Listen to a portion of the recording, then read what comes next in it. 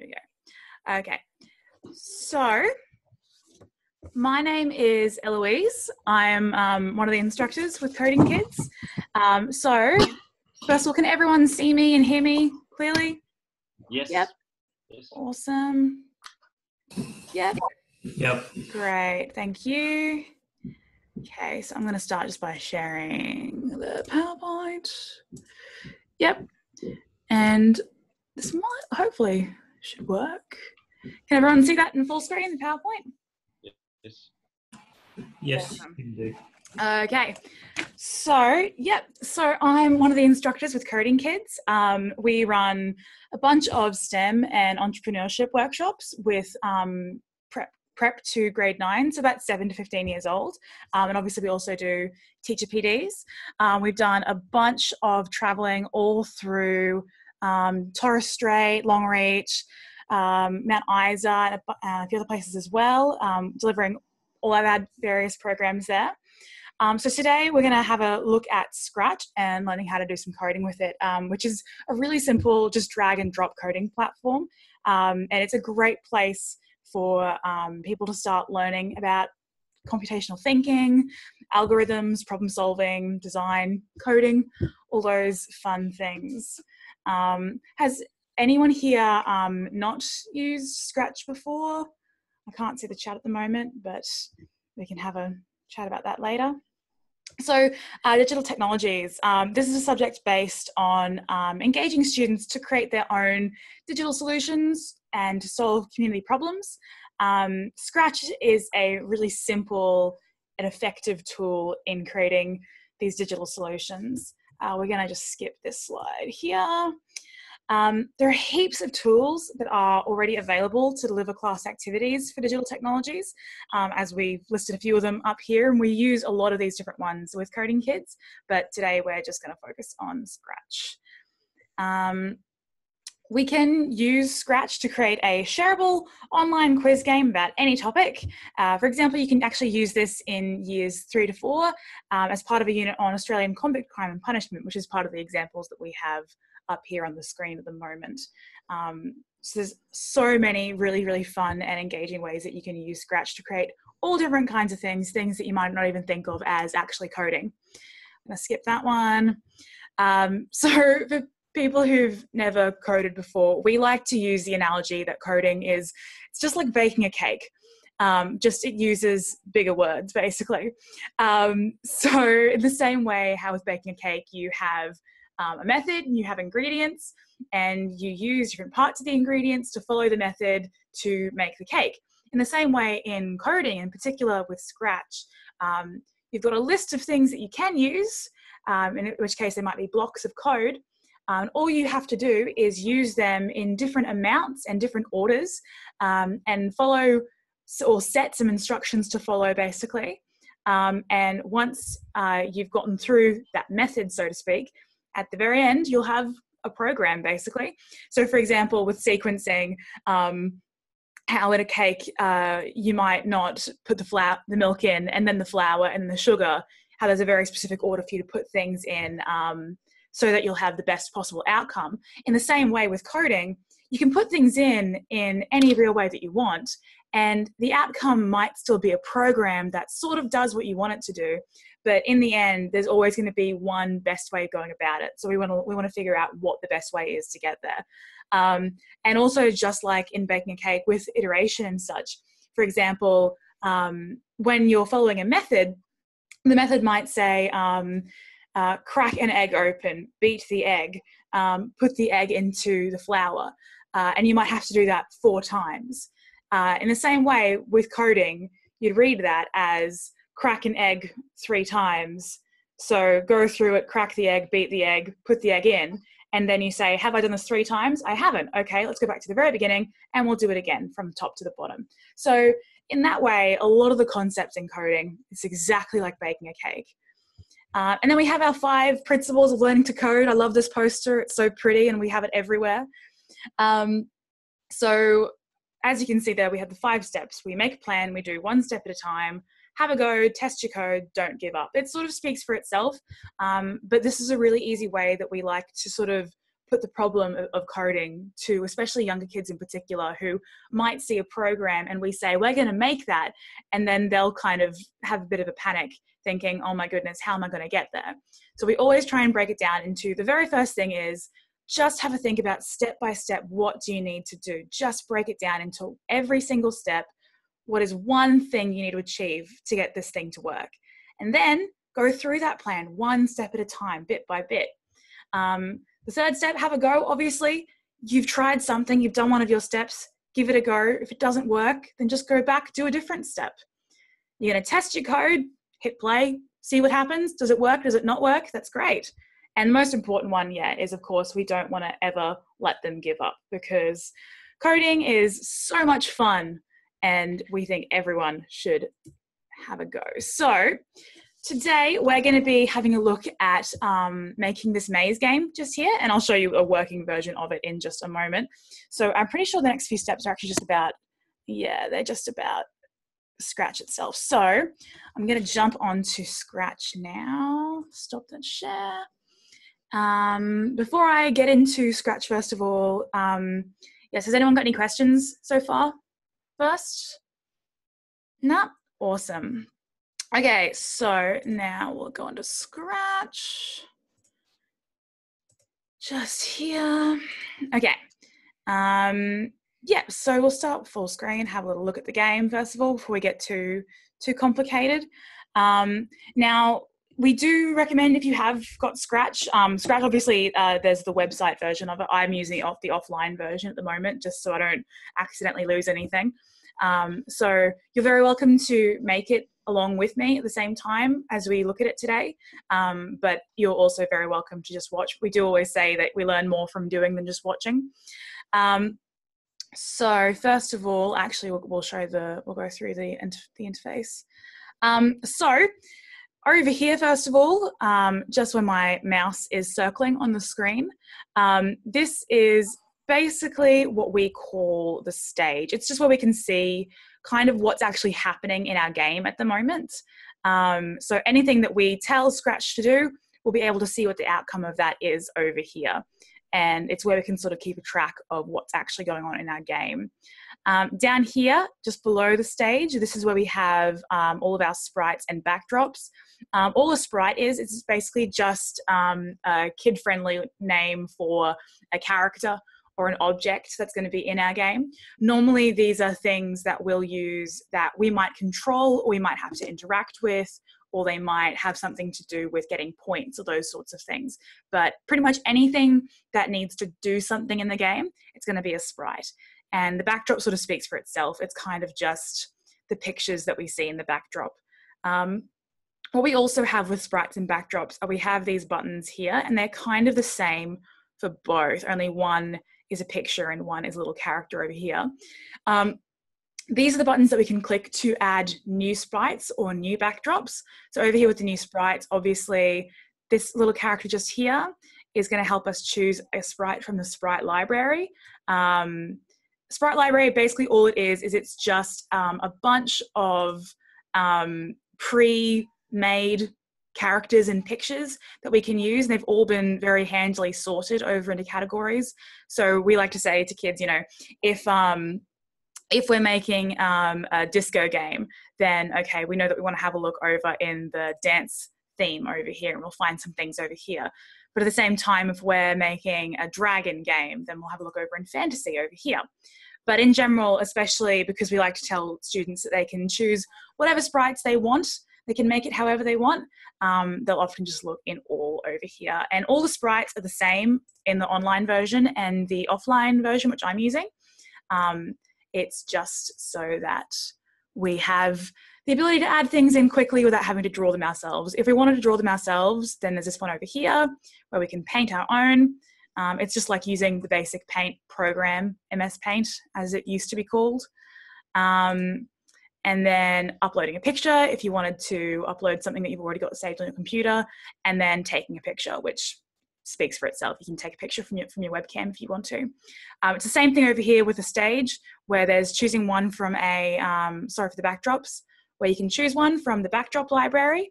Again, there's a whole bunch of ones that have already been made for us. And then also you can draw your own, upload your own, and take a photo if you wish to. Now, over here, then, these are all of our blocks of code that we can use. They've been very handily categorized as well into a few different places that we can have a look at. Essentially, this is all the code in Scratch over here. This is everything that we can do in Scratch. And there's a lot more than you might think there is. But yeah, so motion speaks for itself. If you need something to move on the screen, then it's probably going to be in motion. Or if you want to be changing the way something moves on the screen, it's probably going to be in motion. Events are essentially things that will kind of kick off something happening in Scratch. So if you want to say, I need something to happen only when I press my green flag, which is just up here, or only when I press a certain key on my keyboard, then you can find it in here. And it's kind of, it essentially, yeah, tells Scratch that things need to happen when this happens, basically. Looks just handles basically the way anything looks on the screen, and also little graphics that might appear on the screen. Like if you want a character to say something, have a little text bubble appear, you'll find it in here. Control are all of your basic loops and things, but we'll go through those in a moment, just iterations and things like that. So I won't take you through all of them right now, but you'll find everything has been very handily categorized. And quite often, if you are looking to try and do something in particular and you're not really sure how to go about it, if you just sort of stop and think, okay, well, right now I know I'm trying to sense if this character is touching that object, then that means I can probably find a block that can do it in sensing over here. Next to that, we have our costumes. And these are essentially, this is one thing that a lot of students can get a bit confused about actually, are the costumes versus sprites. So costumes, just like the name would suggest, it's kind of like a sprite is changing a set of clothes. So the analogy that I always use with students are, when a student is wearing their uniform, they'll look like their student, but they might go home and put on their own clothes. That it might be, they might go home and put on a sparkly dress or something. Now they'll still look, they might look totally different, but they're still the same person. So in this way, costumes are ways that we can change how a sprite looks without actually adding a brand new sprite. And what that means is that all the code that we've given to that sprite, it will still have access to, and it will still remember without you having to go back and put it all back in again. So for example, with our monkey over here, which you can just sort of see here in the middle, if I, in the sprite library, added in now if it wants to load for me because my computer is quite slow. If I add in the apple, or it's going to be a person, okay? The person over here. So all I did just then was I just double clicked on the sprite, but you can also click on it and then click on OK. But now if we look over onto the stage, the monkey's changed into the person, yet all of the code is still there. So I'll go through it later, but if I press my arrow keys, he's still going to move for me, basically. So it's still the exact same sprite, it just looks different. So that's why I always use the metaphor of the clothes and the uniform. All right, and then sounds sort of speaks for itself. It just talks about the various sounds that we can use in the game, but we aren't going to worry too much about that just yet. Up here at the top, very obvious toolbar. We aren't going to worry too much about it, but they can come in very, very much in handy, where you can see there's a duplicate button here, so I could duplicate a sprite that's on the screen. There's also a delete one, so if you want to delete a sprite on the screen. If I wanted to grow my sprite, if I click on that, my mouse has become my grow. And now if I click on my monkey a bit, he'll get bigger. And then vice versa. Now if I click on shrink, which is right next to it, and also click on that one, then he gets smaller as well. Really simple. And that one is just if you want any help with anything. So that's the basic interface. So we'll have a look at the game now really fast. So two basic rules of Scratch. When you want to start a game, you generally have to start by pressing the green flag. Depends on how you coded it, but generally most games that we teach with coding kids will start with when the green flag is clicked. And if you want to stop a game, for example, if we had something that was flashing or moving on the screen, then you press the big stop button next to it and it'll stop. Pretty simple. So press the green flag. You can't see it, but what's actually happened just then was the monkey has moved to exactly where he is right now, which we can see over here. When the green flag is clicked, he's gone to a particular point on X and Y. So now, if I use my arrow keys, which I've used over here, I've told them where to go. I use up, and if I use down, if I use right, and if I use left. Super, super simple. Now, at the same time though, I'll put this in full screen actually so you can see it a bit better. There we go. That's better. All right. At the same time, if I let my monkey touch the purple lines around him, then he's going to go back down to the beginning. Anywhere at all, if he touches it, he's going to go down to the beginning. If he's over here, then too bad, so sad, he's stuck. So then also, if I get him up here, I hope I've made him small enough again from when I was playing with his size before. Ooh. Can I get into the bananas? Oops, oh goodness. Well, what happens then is basically, if he touches the bananas, then he will, if I put him over here, there we go.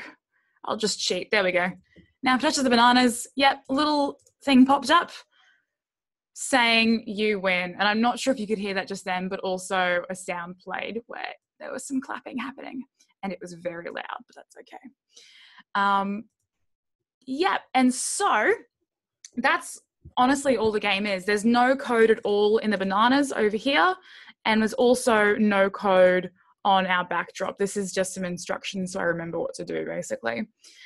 So I'm going to take you through now essentially how we would actually make the game. So I'll start with a brand new game. I didn't actually change anything, so you won't save anything. All right, so when you open a new game in Scratch, this is what you're going to see first of all.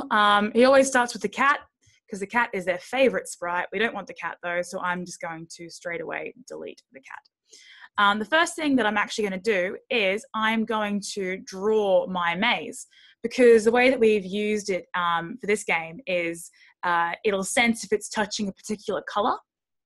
So just like drawing a new sprite, which I would do over here, I'm going to draw it over here.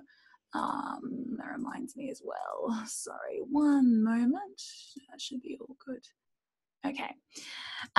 Yep, so I'm going to draw a new backdrop over here, and it's actually just made a brand new one for me. I don't really need that, so I can just get rid of that one because we'll just work with this one over here for now. So all I'm going to do right now, some people decide to spend a bit more time on this than I'm going to, but all I'm going to do is just grab a line. I'm going to choose a color. It's usually best to choose a color that isn't black or white, just because sometimes the sprites have an outline which is black or white. And so if you choose a sprite to collect, which is an outline that's black, then sometimes Scratch gets a bit funny.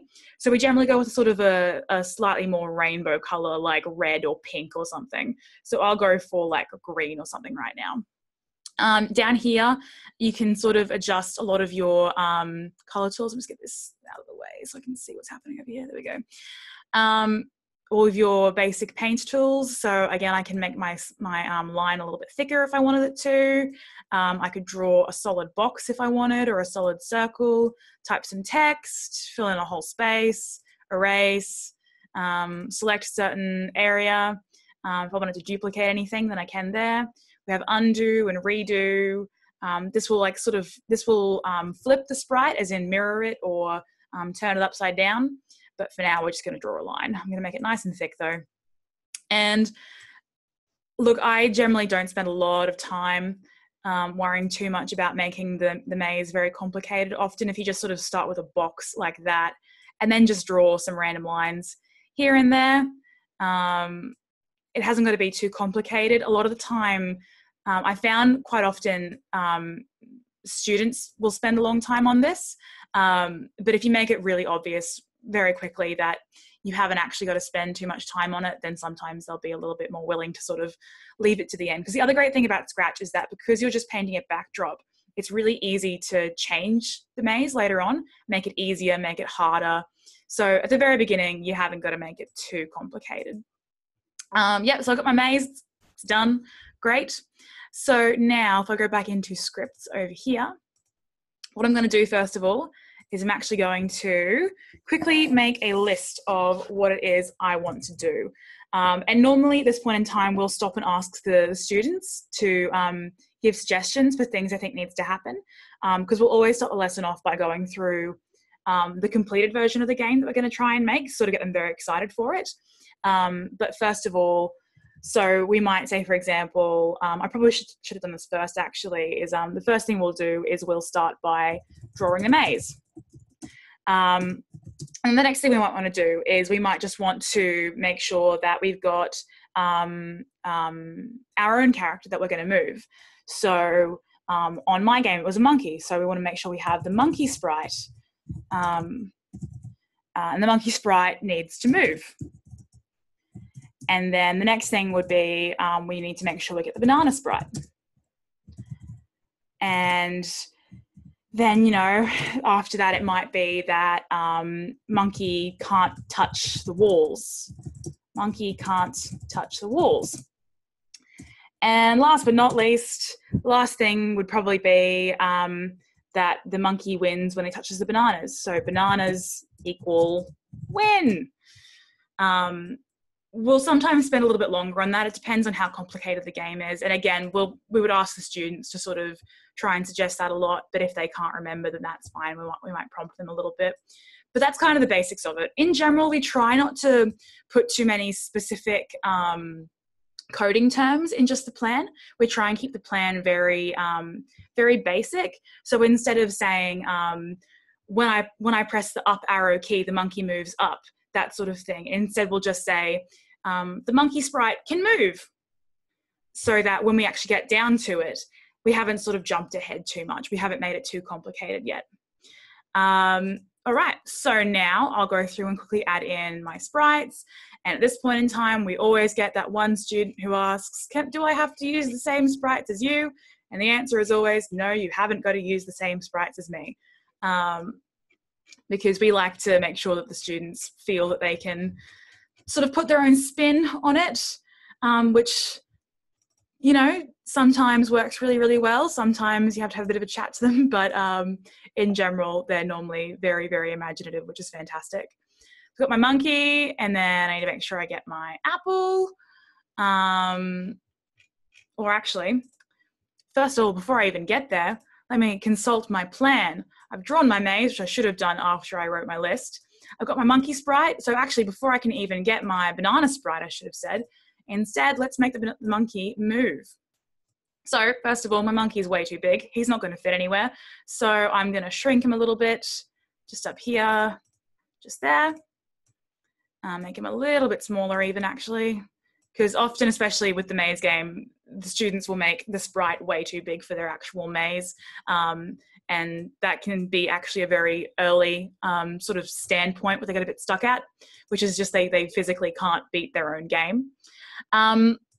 So with the monkey moving, there's a couple of different ways that we do it. With this particular maze game, we generally keep it very simple, the way that we teach the key being the monkey moving, which is essentially over in events, we want to tell Scratch now when space key is pressed, or rather when an arrow key is pressed, it needs to move in a certain direction.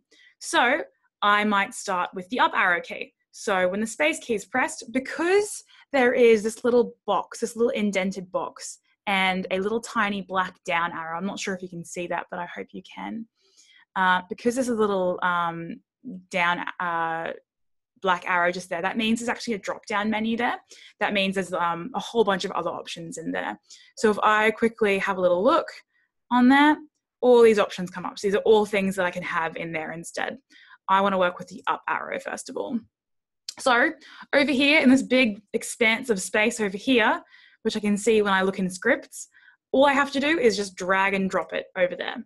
And now Scratch immediately knows, okay, something has to happen when the up arrow is pressed. So now if I just sit here and press my up arrow, you can actually see, let me try it again. Oh, sometimes it lights up for us, but I guess it doesn't want to do that today. That's all right. So when the up arrow is pressed, I know that I want to go upwards, obviously. So in this situation, we would first of all need to have a chat to the students about what x-axis and y-axis are, but I'm not going to worry too much about that right now, because I assume that everyone here knows what x and y are and what they do. So when the up arrow key is pressed, we're going to change y by 10. What change x and change y by do is they're just sort of a less mathematical way of saying we're either adding or subtracting numbers to the x and y axis coordinate. So it just moves it basically. So if you want to add to the axis coordinate, then you make sure you use a positive number. And then if you wanted it to take away from the coordinate, then you would use a negative number, but we'll get to that in a moment. For now, I know that I want the up arrow to make my monkey go upwards. So what I did just then, I'll try showing one more time, is if I click and drag the next one, and then just sort of slowly put it towards this, this next block up here, there's a little white line that appears at the bottom of the of my when up arrow key pressed block. So now when that white line appears, if I just drop my block, it sort of clicks in. I like to use the term that it's kind of like Lego, because if you can just see, it's kind of hard, but if you see how there are these little indents here, these little indents and outdents here, they're kind of like little connections. So that means I know that if there's a dent that comes out, that means I can add some more blocks to this. And if there's one that's at the top of a block, that means I know it has to be connected to something else for it to actually do anything automatically. So if I connect it up there, now if I zoom out again, if I try pressing my up arrow now, and my monkey moves. Yay. All right, so for the down arrow then, we'll do the exact same thing. We'll go back into events, we'll grab a when down arrow pressed, and I'll pop it somewhere else. Doesn't need to be connected to anything because it's its own event. And now back in motion, if I grab change y by 10 and I'll connect it again, right now, obviously, it's still going to go up, even though I'm pressing the down arrow. But if I now, because there's this 10 is in a white box, that means I can actually type in there. So if I click in there, it'll highlight it. And now I can tell it, instead of changing y by 10, I want to change y by negative 10. So again, it's just a less mathematical way of saying essentially take 10 away, minus 10 from the coordinate. So now my up arrow key works and my down arrow key works. Super, super easy. So we'll go through and do the exact same thing for the other arrows. So left and right now. So I go right, we'll pop that in, back in motion. I'll grab change x by 10. And again, because that's right, that actually shouldn't need to be changed because I'm going to be adding 10 to x. Yep, there we go.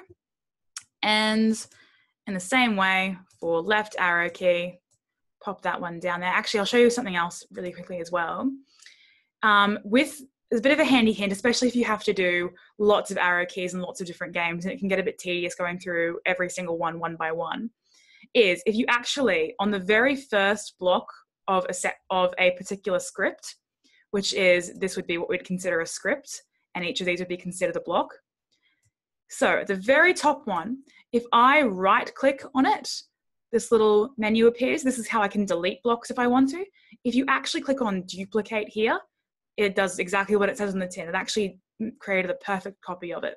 So now I can change what's in here, change that to left, and it's X, so I know I just have to change that to negative 10. It's a really easy way. And then if things get a bit messy, and a little hint, if things get a bit messy once you have lots and lots of scripts, if somewhere generally over here in this big gray expanse, if you right click over here, and I'll make it so somewhere over here somewhere, and click on cleanup. Scratch will just sort of tidy everything up for you. Makes it much easier to look at, especially if you get students who sort of race ahead and make lots of code and sort of put them in random places, and you come over and try and make sense of it. It can be very hard too. So if you just right click and clean up, it can make it much, much easier to look at and to understand. Also, one of the things I just thought of that I could show very quickly is, especially if you have students who don't really understand what X and Y are, there's actually a backdrop right at the bottom of the backdrop library down here, which is called the X and Y grid. So if you open that up, it'll actually show you in slightly easier to understand terms. So the very center of the screen is X0, Y0. Right over here, that's X240 and Y0. Right up here though, that's X0 and Y180. Because in general with Scratch, X only has 240 each way, and it goes from negative 240 to positive 240 on the X-axis, and it goes from negative 180 to positive 180 on the Y-axis. So if you ever need to show a class a sort of more visual representation of what the X and Y axis are, or even if they just need to use it while they're trying to figure out where to put a certain character, that can be a really easy way of showing that. But I'll just get rid of that one for now because we aren't going to worry about it too much. All right, so way back to this. I've got my monkey moving. Yay. In my game that I had before, I can't open it up right now because I closed it before, unfortunately. I actually had the costume changing as well. The monkey sprite actually comes with 3 costumes, and all they are is basically just the monkey's eyes and arms moving up and down and around in his mouth. So all I had with that was, with each of these blocks over here, in looks, this is where you'll find all the blocks to do with the costume. I had, on every single one of them, I had next costume attached to each one. Just like that. So now every single time a monkey moves, he's going to look a little bit different. And again, if I just clean up, then it'll tidy itself up for me. But it tidied itself up in the wrong way. Goodness gracious. Let's try and grab that guy again. Oh, he's gone. That's all right. There he is. Come on. There we go. Also, when you're trying to delete code, for example, if I just add something random that I don't want to keep, there we go. That'll do. But I decide that I don't want that. A really easy way of deleting blocks in Scratch is if you grab the top block from whatever you want to delete. So if I wanted to delete these 2, I'd grab from here. If I wanted to delete all 3 of them, then I'd grab from the very top of where I want to delete from. Grab it and just drag it back over here into our scripts library. If I just drop it now, it's gone. It's all gone. So we've got our monkey moving. Next step is now we need to get our banana sprite. So I'll quickly just grab the banana sprite. I'm going to click there, click on OK, and he's been added in. And once again, though, he's a bit too big. So let's make him a bit smaller. And let's put him over here somewhere where the monkey can get to him nice and easy. Just there's fine, I think. Moving things around on the stage is obviously also very easy. The great thing about Scratch is that so much is just drag and drop. Like if you're trying to figure out how to move something, half the time if you just click on it and drag it, you'll move it. So for our banana, as I said before, there's actually no code in the banana, so we can leave the banana for good now. The next thing we have to do is the monkey can't touch the walls. Okay, so one of the, actually before I do that, I might even just double check because I can't see the comments, making sure no one's got any questions. Nope. Has anyone got any questions up to here, up to this point? All right, great. So we'll go back to sharing that screen. Let me know if I'm going too fast, by the way, or too slow. I can try and power through things a little bit more. We'll get these out of the way for now.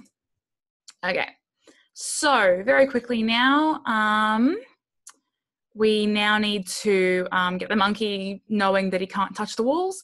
So when we aren't certain exactly how to start a script, I always tell students a really easy block to start with is when green flag clicked.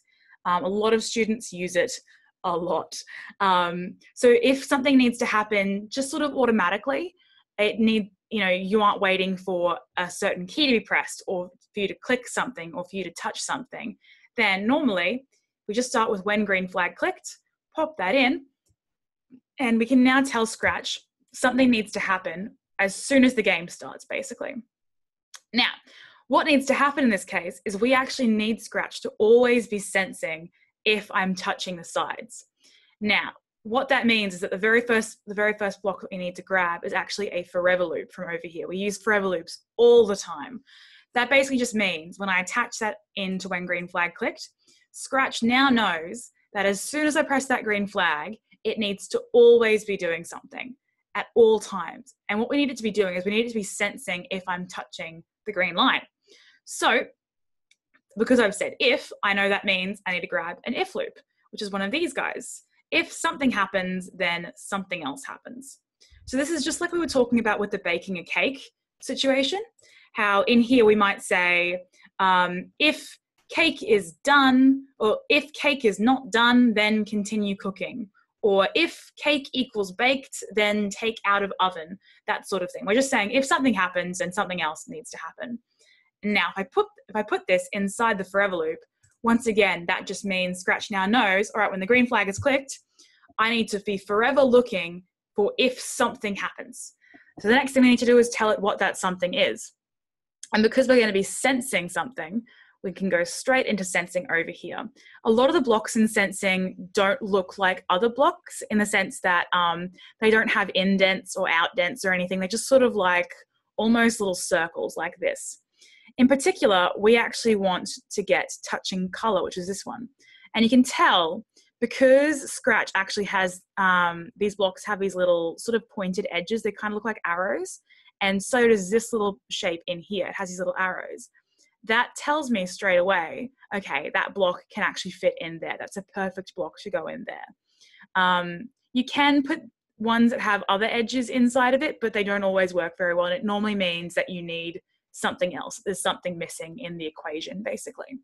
So if I'm touching a certain color, something needs to happen. So I grab that block, and then once again, just like attaching blocks, if I grab this block and if I can get the left-hand side of the block to be hovering over that little space for it in there, that'll be when the white outline appears. That means I can just drop it in. This is a really common mistake that a lot of students have, especially if they're a little bit younger, is that a lot of the time they'll grab it from the very middle of the block and sort of just hover it over, and they'll get very confused as to why it's not going in. Scratch actually needs the sort of the left-hand side here to be going inside there. So if I drop it in now, and it's popped in perfectly.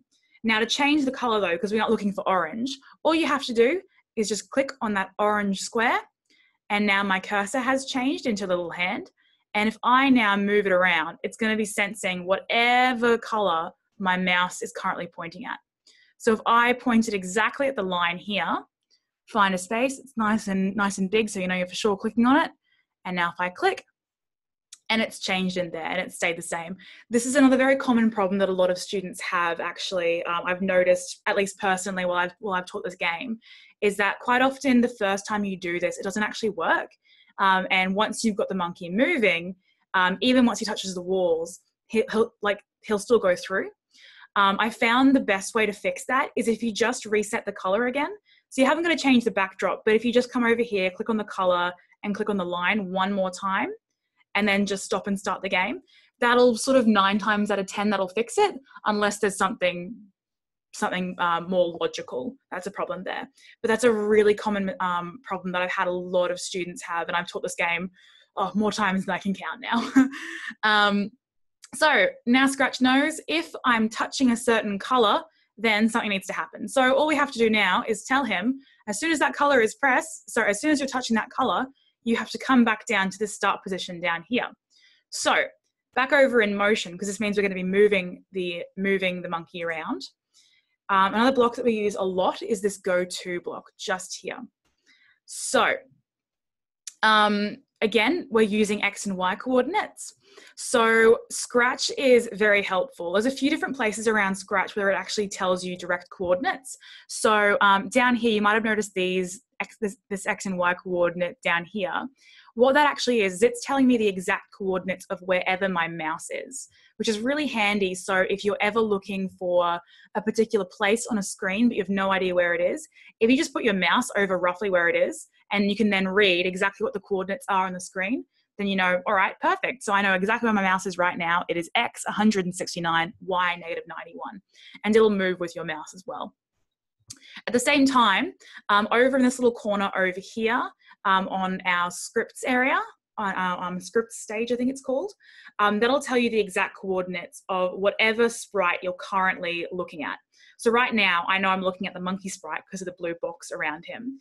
So I know for a fact that this monkey sprite, even if I changed his costume, he's still at negative 183 on X and negative 120 on Y. And if I pick up and move my monkey and drop him somewhere else, then those will actually change as well. They'll update to wherever the monkey is as soon as I've dropped him, whenever I move him. Now, in the same way as that, one very handy thing that Scratch does is Scratch will actually, in this go to block over here, as long as you haven't already put it down on the stage over here, it will automatically update the coordinates in that go to block to wherever your sprite is. So if I know that I want this to be my starting point, then if I pick him up and put him down here, then Scratch will automatically put those coordinates in there for me. So I can now I know that's my starting point, I can pop that one straight in there. So if I'm touching the color green, then I'm going to go straight to there. And one thing which I should have done at the very beginning, and I completely forgot to, is when the green flag is clicked, we actually want the monkey to always be starting over here. So what I can do is, even though I've got all these blocks here, if you look really closely, you can see, even though I've got that, by hovering my block in roughly where I want it to go, a little white outline is still appearing. If I zoom in a bit more to make it really clear, that little white outline is still appearing. It's just not quite as bright as it was. So if I drop that in now, it'll just click itself into place. So it's very handy. So now, as soon as that green flag is clicked, the monkey goes back to its starting position, and it's immediately going to start looking to make sure that he's not touching green. So if I quickly just have a little bit of a play around with him, and he's changing costume and moving, that's great. But oh no, touching the green. And there we go. And no matter where I am on the stage, if I touch that green, he's going to go back to that beginning point. All right, so the last thing we have to do now then with this game is make sure that when I get those bananas, I win. So it's a very similar process to if touching color, just in here. Now, the great thing about the forever loop is I can actually put multiple if-then loops inside that forever loop. Now, what that means is that basically in control, if I grab another if-then, and once again, if I just inside the forever loop, but beneath the bottom of the first if-then loop, so again, if I just zoom in a bit, just down here, that little white outline's appearing. So once again, if I drop that in there, then it's popped into place and it's made a little space for me to use it. So now if I go back into sensing, it now immediately knows, first of all, that, yep, when the green flag is clicked, I'm always looking if I'm touching the color green, but I'm also looking for if something else is happening. So let's find out what the if something else is. In sensing, over in here, we want to find out if monkey is touching bananas. Now you can see the names of the sprites just here beneath them in the sprite area over here. Now, because this is the monkey already knows that I'm talking about himself. So if I grab touching mouse pointer, which again, we can see has a drop-down menu. If I click on that drop-down menu, it'll show me all of the objects that I've got on the screen. So if I had a bunch of other sprites on here as well, they would all be listed here. So we only have the bananas. Bananas are the only other one that's on there though. So if I change that to bananas, if I'm touching the bananas, and just like color, if I pop that in just there, if touching bananas, then something needs to happen. Now, all we want to say here is we just want to say, we literally want to say something for 2 seconds. And that's over in looks, because that's that text box that I was talking about before that popped up. And because it's going to be changing the way it looks on the screen, again, if I drag and drop that guy in there, we don't want to say hello though. So because it's in that white background, I know that I can type in there myself. I want to say, you win. And I can also change how long it's for. That's something that a lot of students can be a little bit funny with, as they might say you win for 12,000 seconds or something or other. But, you know, that's just them being funny. So if I'm touching the bananas, then say you win for 2 seconds. And at this point, if I wanted to add a sound in, I could over here. It'll only show the sounds that you've added. So just like I was showing before, over here, we have scripts, costumes, and sounds. In sounds, just like backgrounds and sprites, there's a sound library. This is a bit of a dangerous place for a lot of students, but we try and keep them away from it as much as we can. We can add different sprites, different sounds, I should say. So if I can see clapping anywhere, if I move this around, might be called applause maybe, I'm not sure. Well, either way, if I chose bubbles, there we go, and added it in just there, I could listen to it if I wanted to. But now it'll appear over here and I can use it as an option for my sound. And I could just add that one in there like that if I wanted to, but I'm not going to just for now because that's not super important in this game. So if I play my game now, from the very beginning, he goes back to the beginning, awesome. If I move him around, I hit the walls and I'll lose, great. All right, so now let's try and get him between this. Oh, I've made it a bit small, haven't I? There we go. And now if I touch the bananas, and I've won. If you had a game which had a lot of movement involved in it, what you can actually do is in control, there's a block at the very bottom down here called stop all. If you pop that one in there, that basically just means that nothing else will happen on the game anymore until you press the green flag again. So if I win again over here, very carefully try and get to him, and I win, and after 2 seconds, the game will stop. So now, it's not really supposed to be moving around anymore, but basically if I had a sprite that had been moving automatically, then that sprite would stop as well. If there was any sounds playing, they would stop. Basically, you can just stop anything, essentially. And that is the entire game. As I said, it's really, really simple. It's really easy. It's a fantastic one for students who are of different difficulty, different understanding levels with Scratch, because it's very easy to make it tricky. It's very easy to make it easier as well. It's a great game to accommodate a whole different range of levels. So that's actually all the Scratch stuff that I'm going to take you through, and we're actually almost done, which we're actually perfectly on time at the moment, and that's awesome. So it's also really important that we save games and give them names and things. In the web version, it's a bit more obvious. There's kind of a text thing here that you can just sort of type in, but because I'm using the offline version, I can't see it. We always encourage that the students give their programs names and they save, because especially when you're using the website version of Scratch, it does save automatically, but if they don't make sure they save before they actually log off, it's still very possible that they'll actually lose a fair bit of stuff they've worked on.